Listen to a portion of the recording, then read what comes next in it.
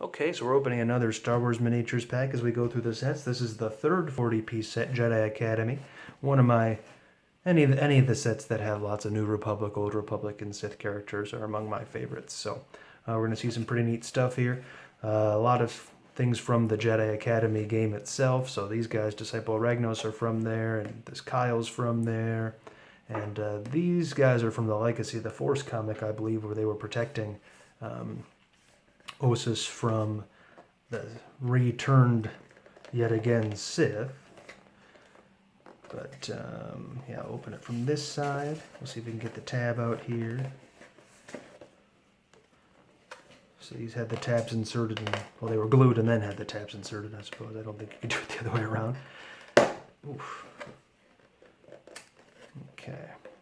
I don't mind if I tear the tab, but I'm going to get the tabs out and then try to insert the knife in there, and that way I can get the glue and not bend up the side too much. I've already creased it a little bit, which I don't mind for when I display these later.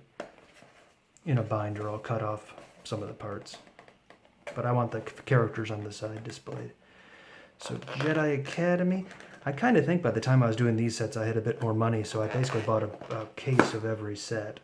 And when you buy a case of the 40-piece sets, you're going to be you're going to have 4 complete sets of commons, I believe, 2 complete sets of uncommons, 1 complete set of rares, and half a set of very rares. Whoa. This one's opening kind of easy, which is okay. Whoops, I'm going to go this way. Oh, I thought that was more exact this way. There we go. A lot of old glue in here, which comes apart not too difficultly most of the time. Nice. Fairly clean. I don't mind this stuff that's going to be on the side that isn't even seen. So we're going to hand this over to Brett after we get these tabs open.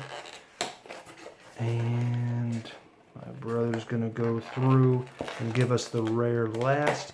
I think it'll be fairly obvious who the rare is, Brett, for this set, not like the ones that have the non-unique rares. I'm trying to think if in the later sets they had any non-unique rares at all. So here's our first one. Antarian Ranger, he was on the side of the box, so these guys are like Jedi support pieces. I don't really know much about them from the story, but they're an okay piece. They get synergy with Jedi. Peace Brigade Thug, not a very good piece, but it's nice to have them in swarms. They are the collaborationists with the Yuuzhan Vong. Okay, I like getting Astro Droids. A real Astro Droid.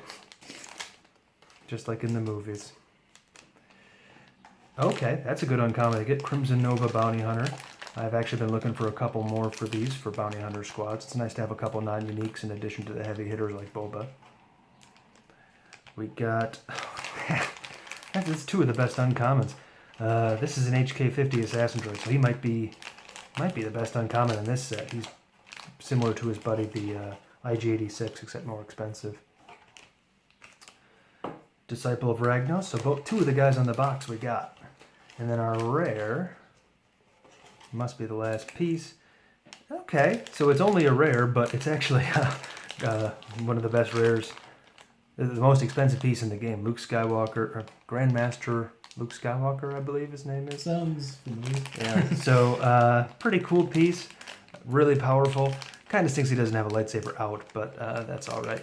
And was there a set list in this one? No, I think they stopped doing set lists. Okay, I'll have to check, because I can't remember if...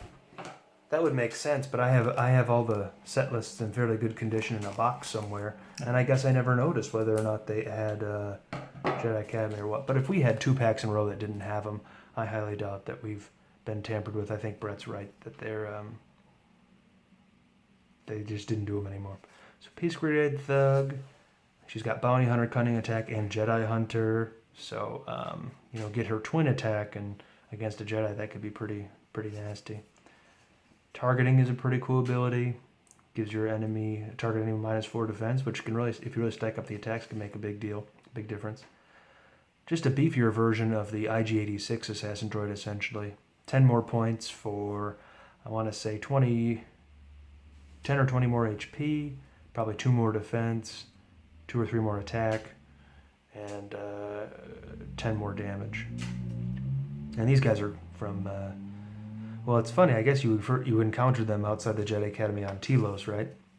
That's one of the places you fight them? Yeah. I'm not sure that's why they were in this set, but these guys probably spent a lot of time at the Jedi Academy. And they're the only character I can think of, at least from the Wizards of the Coast run, that had affinity for Old Republic and New Republic. So the only 3 faction piece that I can think of. And here's Luke. Well, we'll take a look at Luke last. These guys are cool. I think they got Force Corruption, which is a neat ability. You can do damage over time to somebody with Force Corruption if they keep failing saves. And it's an automatic 20 damage, too. It doesn't work on droids, but the first damage is automatic, and then each time they activate, they have to save or take 20 damage. So that's kind of a bummer if you Force Corrupt somebody and they then use their next activation and they die, and that counts as that activation for that phase. So, but here's Luke, 115 points he is. A lot of HP, highest base defense, tied for highest base defense I think any piece ever has. That's got to be the highest base attack, 19. I think so. But triple, twin, Gemso style mastery. So if he gets hit by a melee attack, if he succeeds on his save, he can make a attack against the person who hit him. And the first one's at plus 10 damage, and he still gets the twin attack on that. I don't think he gets the plus 10 on the second attack of the twin attack, but yeah, if you hit him with a lightsaber, he's going to hit you back for 50 damage and probably hit you with 19 attack. The way to kill him, I guess, you got to shoot him and you got to go through his force points. So he's got, he gets a lot of force points. He's Master of Force 2, Force Renewal 2, but you know, if you're triple attacking him, he can only use lightsaber defense twice. Leia is good in his squad, though. There's a Leia in the set that lets him reroll his saves. And then another good piece to help out Luke is in Masters of the Force, Ganner Rhizode, who can levitate him into position so that he can triple twin on somebody, or triple twin on 2 people if they're too close to each other. So, very powerful piece. Makes sense he costs 115. Maybe that's a fair cost. Maybe it's too much. It's not like he made any waves as far as I know in terms of being like the tournament piece. But if your opponent ever said, hey, I'll take any one piece against your any one piece, you should probably pick Grandmaster Luke. Unless you want to take Boba Fett Bounty Hunter and just hope for a 20 to get a Disintegration. So it's only a rare, but it's one of the better rares to get in the set. So I hope you enjoyed this video. We got a Luke. That's always cool to see, especially when it's the Luke of all Lukes. And we got 3 more booster videos coming, so I hope you tune in for those. Thanks for watching.